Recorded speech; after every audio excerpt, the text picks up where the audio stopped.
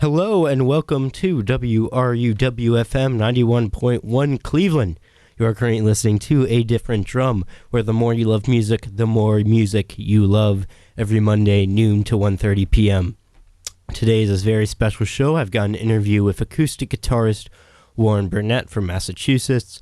This is a special show to honor the release of his new album, Reasons, which was just released last week. You can find it online at hansmondeomusic.com, and it should also be on all the major streaming platforms soon.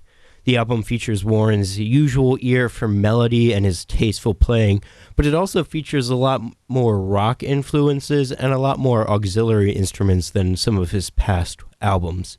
So now I wanted to take a listen to a track off that album. Thank you so much for coming, Warren. How are you doing? I'm doing great, Matt. Thank you for having me again. All right, so now let's take a listen to this one quick track.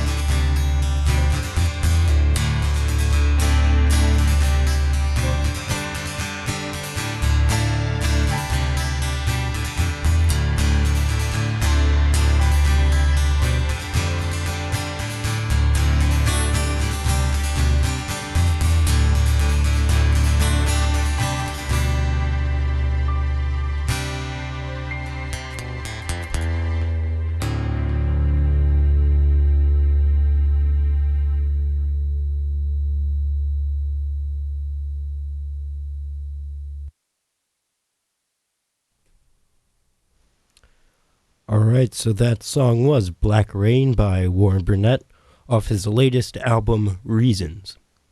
So that track in particular, there's a lot of rock influence on it, especially during the intro. What kind of drove you towards that style sound? Well, I listen to a lot of music, Matt, in my car, and I always kind of change gears when I play music and I write my music and stuff. And I kind of wanted to capture the same thing as like Command. Command had the same kind of uh, intro of a building up intro as this song does. So as I kind of wanted to give a little bit more heavier riff guitar and give something a little bit more to the album, like Command did to the last album, These Moments. That's kind of why I did that, and and to add a little more texture into the back, a little bit more piano for sustain, so it kind of carries the notes and kind of carries the guitar and makes everything just sound unique. So that's why it sounds more rockish and a little different style. That's why I kind of wanted to change it up a little bit for the new album. So just keep things you know different, not too stagnant. Yeah, you definitely changed up your sound a lot on this album. And I was wondering, so like this album is your sixth album following These Moments. These Moments, which was your last album, was released in 2014. And that was during a very productive period for you. You released 5 albums in 3 years, which is kind of incredible. And then you did have this kind of massive slowdown until this last album, Reasons. Why did you decide to kind of slow down and take such a long gap in between albums? Well, it was because I got a relationship with a girl. That's one. So it kind of took my some of my time away from playing music a lot, and I kind of I don't know, I kind of wanted to explore more into the acoustic guitar and how to more styles, more riffs, and I think it was just trying to create new music. And what happened was another big factor that happened was I had nothing to record with because I had my studio in Saltbridge was called Back Cave Studios, which I mentioned before. And what happened to him that he retired and he left me high and dry. So that's what happened for the long gap into it. So I had nothing recorded on, and I had nothing to get it out there. So some of these songs like Warm Heart and Chances and a couple others actually just sat around or actually recorded already, but I had no way to get them online. So, and get it out to the label and all that stuff. So that's kind of why I took my time getting it out there until I can afford the gear to actually record it at home and actually get it out there. So you were saying earlier that really the main reason for that kind of long interruption is because the studio in your area, the guy you worked with for a long time, ended up closing down, and you had to record everything yourself. So is this whole album all you just on the recording end? Yes, just the whole entire album was just me on the recording end. Did the whole thing right at home. I did it in my private studio at home and used a Focusrite interface in my computer. And I just use all my own equipment and all that, my own mastering. So, like I said, homemade. Like I'm used to bring everything into the studio, but like I said, he retired on me, and I had no way to record it. I asked a guy at Whitensville. I asked him. I says, "How much to record an album?" And he wanted almost $100 a song. So Wow. I was like, okay, $100 a song, and he didn't offer anything to do with anything for cover art or do anything for mass duplication of CDs and nothing. So I said, I'm not going to pay this guy almost $1,000 to record my music, and then he's just going to give me a CD, and there you go, and that's it. So I kind of that's why I got kind of to the point. I was like, well, I looked into interfaces, and I figured that'd probably be the best way to go, try to get my music out there. So I'll be paying big studio fees. So I was wondering, as far as your creative process went during this album, since you had to record everything yourself, did that kind of change how you thought about certain songs and how you wrote songs? Excuse me. No, it didn't really change. It just kind of um, it was hard. It was very hard to record at home because trying to mix and backings into it and trying to figure out what exactly to put into it was actually the more difficult part.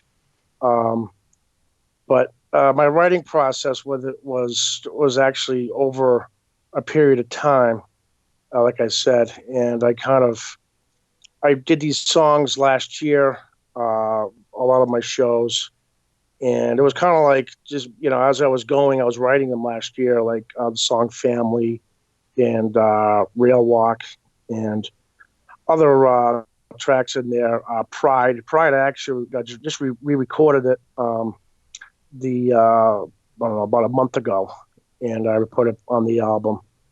So the thought process behind it, and I'm really just going back to what I learned last year when I wrote and putting it into the album as I went. Plus a lot of nights by myself. So it's a lot of dedication, a lot of work, and it's a lot of. We record a song. You know how difficult record a song is. You'll play it 17 times and still go, oh boy. You have to go back again and then re-record it again and until it's exactly tight the way you want it. So not like until you go in the studio, you're all set. Boom, you got to do it in one or two times. Make sure it's right. That way you're not killing studio time. True. But I guess one of the benefits of doing it yourself in a home studio is that you do have the time to take those 17 takes and really kind of whittle it down and fine tune the song throughout the recording process. Exactly. That's the way it needs to be. And it's just trying to find what works best, trying to find keyboard melodies that go with the song, what maybe little lead goes in there or something, just to give the song a little more melody and a little more product of the song. Yeah, so a lot of songs I've noticed on this album feature large amounts of kind of auxiliary instrumentation. Like the song we heard earlier, Black Rain, has that kind of piano notes in there, and I know this kind of, I believe, some string backdrops as well. Other songs, like such as the song Chances, which so far is my personal favorite song on the album, features what I believe is a bagpipe really driving the tune. So, like, why did you decide to expand your boundaries? Because a lot of your earlier stuff is almost completely solo guitar, while this is more very diverse sound. Well, truthfully, honestly, this the sound on this is actually really only one guitar. It really is on one guitar. It really is. What I learned how to do is really what I play is really make everything sound more like a tremolo. I can manipulate to make it almost sound like two guitars. Truthfully, honestly, and yes, in the song "Chances," I did add a harmonica with a slight delay in the background and keyboard melody to add like a saxophone sound in the back, like Dave Matthews or somebody would do, and just to give it more more structure, more better listening for my audience. But that's exactly why I did that, and I use a nice delay effect on the guitar, almost like a electric guitar effect, to give it that tremolo sound when I was playing it, to kind of give it that echo effect. So as I went, like I said, as I learned more and more about my technique, I kind of explored more. Uh, um, a lot of a lot of slide guitar and more heavier chords, trying to make the chords sustain more and kind of carry out more.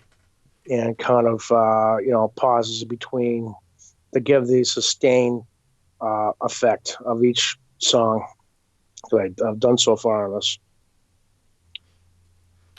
All right, great. So I wanted to take a listen to that song, Chances, right now.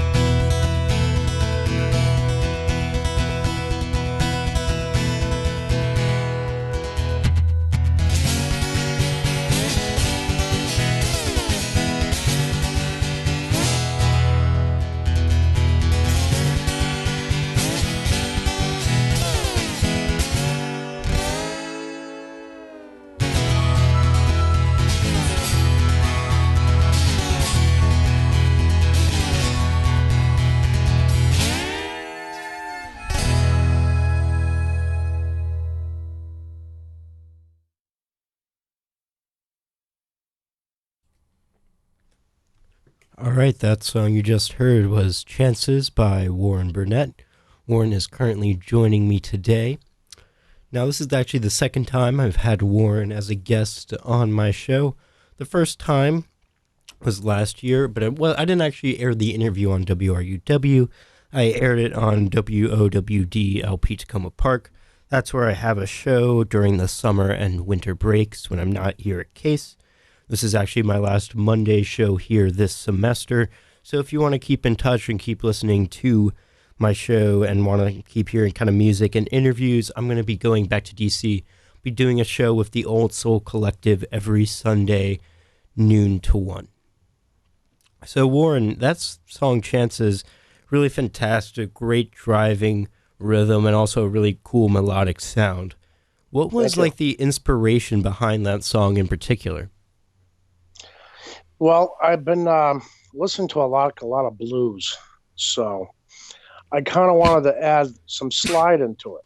So when I was making that song, I was playing a alternate tuning, and this alternate tuning really had a really nice blues sound to it, and it worked perfect with the slide. And I kind of wanted to make it like a really, not like rock song, but kind of like really like blues songs. So that's why I kind of created a tremolo, like I said before, with the acoustic guitar, on an effect, and add nice slide into it. And like my other albums, some songs I have harmonica. And I really wanted to incorporate some harmonica on this because I always like playing harmonica. Some of my old songs like Night Air and Route 9. Route 9 was one of my best harmonica songs I had out there. And I wanted to bring it back. I wanted to bring back the harmonica. So I kind of like almost like sound like a Southern song, So I kind of wanted to incorporate onto the album to make things different for my audience. And it was really fun to play. And I did like a demo of it. And I threw up on YouTube of Chances. And I reevaluated it and I looked at it again. I said, maybe I'm going to add like more of a bridge into it and more of a lead line into it and some harp. And as I was going with it, that's what I came up with was that great harmonica in the back there on a nice like hall effect. And I think it really added to the song with a slight, soft saxophone in the back. So I really think that's one of the better songs in the album, just because of that factor of the way it sounded and the way it came out. It really brought it into the drive, and it was great. Yeah, that bridge, I think, really just when that first harmonica like melody just hits, it's just such a good moment. I know. It's really one of those like I think like great songs. There'll always be that one moment where it's like you're like just like oh my god kind of thing, and that moment with the harmonica is very much one of those like awe-inspiring moments in like this album. I actually had to go out and buy new harmonicas for that. I couldn't find a harmonica around here that were all just old and not used, and I actually had to go out and buy a harmonica just for that song, and down at Guitar Center, just so it sounded better. And like I said, I used a great effect with it. So yeah, I really brought it out, and I really do think it brought a lot to that song. That was definitely money well spent, to say the least. So thank you so much for coming in today. Do you have any closing statements you'd like to make? Just thank you for checking my album out, and I hope you guys really enjoy it. It's 16 tracks on the album, and there's a lot of different styles on this album. Tonight's fingerstyle songs like Sunbeams, and a little heavier riff songs like Slide Games, and like Black Rain you heard, and all that. And I really enjoy making this album, and I've got another surprise for you guys in the summertime because I might be joining in with a few other people that want to get into this, and I might be coming with a few more tunes to go out there. So we'll see what happens with that. I'll definitely be looking forward to those releases. Again, if you enjoyed the music you heard, you can find it on hansmondeomusic.com. Once you're at that site, there should be a tab for Warren Burnett. It's the site of his record label. Also, by the time of this broadcast, it should be on a lot of the major streaming sites such as Apple Music and Spotify, correct? Yes. All right, cool. Thank you so much for coming. Thank you.